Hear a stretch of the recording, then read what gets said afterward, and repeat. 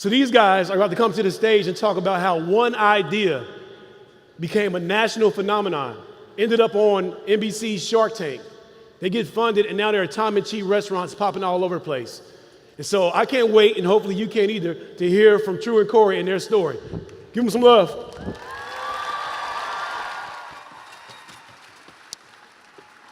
How's everybody doing tonight? Today, it's not even night. That's how my life works. I'm Trew Quackenbush. And I'm Corey Ward. We started Tom+Chee with our lovely wives, Jennifer and Jenny, in 2009. Yeah, we were, me and my wife were coming over to Jen and Trew's house for a cookout. We kind of were kicking around a few different ideas, and we brought up the idea of, hey, why don't we start a grilled cheese and tomato soup restaurant?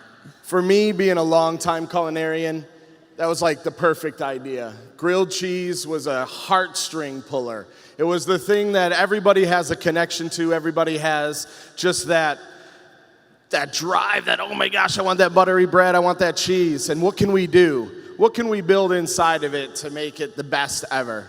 So we started planning out. We started thinking, where can we go? Where can we take this idea?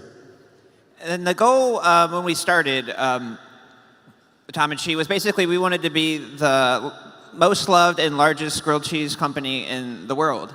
And we knew when we started to be the largest, we would have to be the most loved. So as we were thinking through the process, we just put a lot of thought into every aspect of what we were doing. Everything from the grilled cheese donut, which is awesome. Amazing. I don't know if any of you guys have had it, but doing that as a play on what we were doing to give us a dessert. We put little grilled cheese croutons on our salads, and the whole sort of goal as we were starting and growing this was just to narrow in on our brand and make sure we were just focused on making the best food we possibly could make.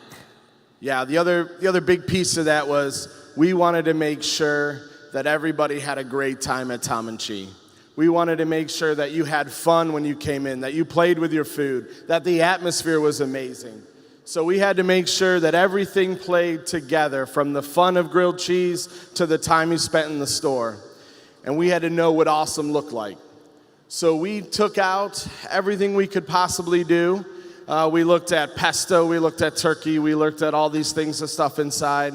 And then we thought, what about potato chips? We put those inside of grilled cheese. Macaroni and cheese, we put that inside of a grilled cheese. And Corey touched on one thing. They were watching the Food Network, and they saw this burger that had Krispy Kreme donuts, and they were like, oh, that sounds so good. What if we took all the stuff out and just left the cheese? It was like a light bulb went off. And I was like, oh, yeah? That's the most amazing thing ever. Jenny wanted to call it the cheesy what's it. And I said, we're going to really have to explain what a cheesy what's it is. But I think we can get through a grilled cheese donut a little easier. So we named it the grilled cheese donut, and we showed up on Fountain Square to sell our food. Yeah, and even for us, getting on Fountain Square was a bit of a struggle, because when we started, we knew we obviously wanted to do a restaurant, but we didn't, end of the day, have any money to do a restaurant. And then obviously there was the idea of doing a food truck, and we didn't have any money for a food truck either. So there was the concept of do what you can and not what you want. So we knew we could afford a tent, and we knew we could afford a griddle. So we contacted the city, and we're like, can we go on the square and serve our grilled cheese? And they said no.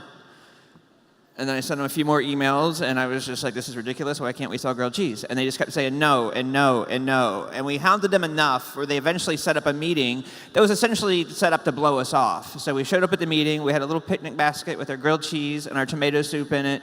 We served everybody in the meeting, did our big presentation, and when we were done, they said no. And it was just like, well, what are we going to do? We've got this really great idea. We can't just let it die. So we're looking for a spot. How are we going to get this off the ground? How are we going to get this off the ground? And they finally called us in the fall and said that their vendor for the ice skating rink had backed out, and would we like to set up? And they told us at the time that nobody had ever made money during the winter on Fountain Square. So they didn't want us to sink all of our cash, all of our hopes and dreams into this idea. So we emptied our bank accounts, to the point of, the rent on your apartment's not technically due until the 5th of the month. So we had 5 days to set up our tent and make some rent money. You know, within about 2 weeks of being on Fountain Square, we noticed something. People really love grilled cheese. It was about 2 weeks in, we started making good amount of cash. Corey was able to pay his rent, pay my mortgage. We started being able to buy stuff not with our own cash, but the money that was flowing through the tent.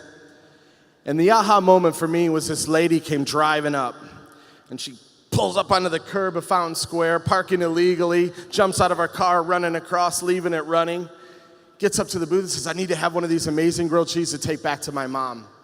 I came here this weekend, and I loved it, and she's got to try this out. And she ran off after she got her grilled cheese, and I looked at Corey, and I said, that lady just broke the law for grilled cheese. I was like, aha, we got something here. People will do anything to have good food. Yeah, and it was right around that 2-week time that we were in the tent, so we got sort of our first national press. We were written up in the Boston Globe, and it was really surprising for us, and it kind of, again, let us reinforce the idea that what we had was a really good idea and that we should keep going through with it. So we closed the tent on New Year's Eve. It was our last day. It was a crazy day down on the square. And then it was back to the situation of, well, what are we going to do now? So we came back to the square that summer and served grilled cheese all summer. We were there 5 days a week, late nights on Fridays. And then within 363 days, we opened our first brick and mortar location downtown on Court Street. That was a small space. While we were working our regular jobs and we had our tent going, we were in there at night, cleaning stuff out, painting walls, tearing down walls. You know, and the thing that got you is you'd be there and you'd feel tired and know that I got to get up for work in the morning and I got to get back down to the square and I've got to run to the store for product. But it was to never give up, to always push forward because we knew we had something amazing here. We knew we had this thought, this idea that was going to drive it home. So we never gave up. And like Corey said, in December of 2010, we opened up on Court Street. We had 2 locations, right? We had a tent on Fountain Square, and we now had a brand new building. And we had lines to the door, 6 feet away from the counter, so there's 8 people in line. But there were lines to the door, and we were excited. And it was a struggle, too, when we opened. We were still completely underfunded, didn't really have any money to do a lot with. So we opened with about 16 seats in the restaurant, and every time we had a really good week, we'd run to the used furniture store about a block away and carry over new chairs and tables. Now with more seating. Yes. And then it was about 6 months after we opened the doors on Court Street that we got a call from Newport on the Levee. And they wanted us to come down and talk about putting a store down there. It was just kind of funny for us because we didn't have any money, and I had worked with mall retailers before, so I kind of had a general idea of what the rents were like, and it was like, there's no way we're going to be able to afford this, but let's just go and we can have a practice meeting. Yeah, but they made us an offer we couldn't refuse. They basically gave us a restaurant as is. It had dishes, it had equipment, it had plates. There'd been a burrito place before, so it had chips in the chip bin and rice in the rice cooker. It was ready to go. But we cleaned up the restaurant, we had it painted, we didn't do a lot of work, all of our seats still had the Southwest pattern on it, but we were ecstatic. We opened those doors, and it was night and day compared from Court Street to the Levee. We were doing more sales on a Saturday than we would all week at the Court Street. The response, incredible. Lines out the door, lots of folks coming around, and we were only open for 30 days before Adam Richman and Man vs. Food contacted us and said, hey, we'd like to come down and film a segment with you guys for Man vs. Food Nation. We were like, heck yeah, let's do this. What day you want to come down? And they were like, well, we'll come down around, Friday, Saturday, or Sunday. What's ever best for you? And we said, definitely Sunday. That'll be our slowest day. They said, great, we'll be there on Saturday, and we're going to lock the doors for 12 hours. And I think we must have turned ghost white. Like, what are we going to do? We got to have that day. Like, that keeps us alive. So we locked the doors. We set up a tent outside. So for those folks that came and couldn't get in, I had folks outside cooking grilled cheese because we knew what mattered. Feed the masses, continue on the goal. This is one more step to achieving our dream. We sat with Adam Richman and we said, what does this show do for our business? And he said, you're going to see about a 60 to 90% increase to your sales. Whew, it's awesome. So how does that last? 6-9 months? He said, no, that becomes the new normal. Wow, that's going to be amazing. So it airs on a Wednesday. We're ready for that weekend. We got a truck coming in on Friday. We're ready to go. Thursday morning at 10:30, I walk out. I'm carrying a bucket of soup. I look out, there's 150 people outside. We're like, oh my goodness. What are we going to do? We don't have enough food. We don't have enough people. We don't have enough plates, bowls, spoons. What are we going to do? One of us gets in a car and drives to the store. The other ones unlock the door and we say, let's do this. Let's push forward. And it was like that forever. That became our new normal. So many people from miles around came to try Tom+Chee. It was in that turn of the year, going into 2012, that a couple came to us from Louisville, and they said, hey, we really want to take this concept to our town. We really believe in it. And for us, we wanted to grow this business. The original dream was just support 2 families. And then we saw that's taking off, and we said, we can do this, but how are we going to do this? And franchising was kind of our focus. And we had looked into franchising before. We had gotten some quotes, and the one quote we had gotten to help turn us into a franchise company was like $360,000, which, again, at this point was just a ridiculous sum of money for us. And it was just like, oh, we can't do it. But once this couple came, and we knew they were really serious about helping us grow, we went and we found somebody who could do it for a much cheaper price. And so we went to Rich and Natalie, and we were like, this is the number that we need to start for you to become a franchisee. And they wrote us this big, giant check, the biggest check we had ever seen. And we were like, this is awesome. And then we just passed it off to the lawyers. But in doing that, they turned us into a franchise company, and they gave us the ability to grow from there. And them opening their store down in Louisville was really neat to see, because it's only about 90, 100 miles away. But as we were down there for the opening, just seeing so many people recognizing the Tom+Chee brand was really inspiring, and gave us a lot of hope that we were going to be able to do this, that we were able to grow the company. So it wasn't long after we opened up in Louisville that Shark Tank reached out to us. Now, we'd been applying for probably a year and a half since we started the company, trying to get on this show. And when they said, hey, we want you guys to come out, we flew out to LA. We got into the hotel. We took that bus to the studio. We got put into a green room, and there we sat. It was about 8 to 10 hours later. It was 6 o'clock in the morning, about 8 hours later. They came and got us, said, okay, hey, let's go talk to the Sharks. And everything that you see on the show is pretty much exactly how it happens. They put you at the end of the hallway, they open the doors, and you just start walking. And then you get there in front of the Sharks, and you just start your pitch. And there's no retakes, there's no do-overs, there's no anything. It's just go. So you really got to know what you're doing. You got to believe in what you're doing. And you got to be able to just handle these questions they hammer. All 5 of them talking at one time. We're reaching over. We're like, yeah, you. Okay, you over there. No, now you. No, oh, hold on, I'll come right back to you. But at the end of the day, we did a deal with Mark Cuban and Barbara Corcoran.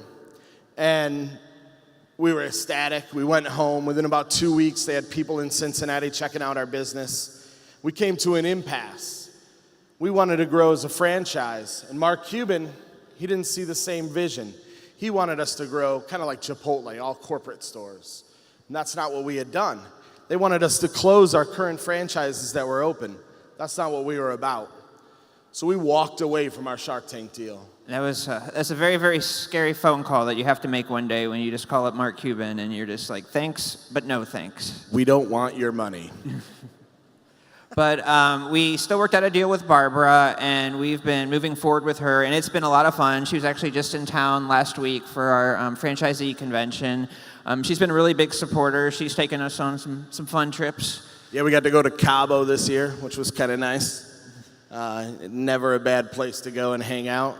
Some of you will get there one day. But the aftermath of the show and coming off of Shark Tank was incredible. Pre-Shark Tank, we had 2 or 3 people that were kind of interested in becoming franchisees. And we had our Louisville store, at that point, had 3 locations open. As soon as the episode aired, like all of our social media went insane. We started receiving a flood of franchise requests. We ended up with over 40,000 people that wanted to open up a Tom+Chee. And we were getting requests from all over the country and all over the world. We were getting requests from like Portugal and the Czech Republic and Vietnam, Dubai, Ireland. It took us 1 week to get all 50 states. We were getting those requests internationally before Maine, which was a little odd. It's cold there. I figure they like grilled cheese. But it was 2,300 requests in that first weekend. Since Shark Tank, we've had over 40,000 requests for consideration. 40,000 people that said, yeah, I want to do a grilled cheese restaurant. For me, that's amazing. The impact that has, that push, that everybody believes in our dream and that idea, that was awesome. So we began that process. We began signing franchisees and opening stores. We come into 2015 this year, from last year into this year, 35 stores open, and we hit this kind of precipice, this thought of, okay, are we doing everything we can to support the fun, to be the best and most loved grilled cheese restaurant in the world? And we had to really take a look at all the folks that we had in the system and say, what do we have to do to improve it? And so we purged a few, some left on their own, and we were able to refocus and re-energize to make the best company in the entire world. That's our vision, that's our goal from the day one. It was never give up. It was do what you can, not what you want. It was push and push and push to get grilled cheese to the masses. And for me, that's been the dream, to own my own restaurant, to be there in front of everybody and to feed them great food. And I hit that. And today we continue to mold it.